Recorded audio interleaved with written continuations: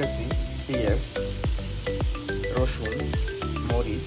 এটা গ্রেভি হবে, মানে এটা আমরা বিরিয়ানি করবো।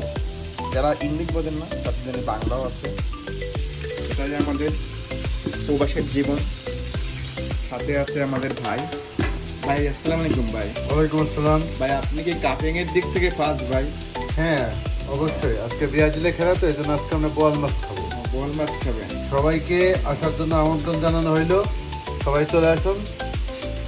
আজকে স্কটল্যান্ড গোল কত কত হতে পারে ভাই? আপনি একটু প্রেডিকশনটা দিয়ে দেন ভাই। আজকে ব্রাজিল দেবে 3টা, আর স্কটল্যান্ড একটা, স্কটল্যান্ড 1টা দিতে পারে ইনশাআল্লাহ।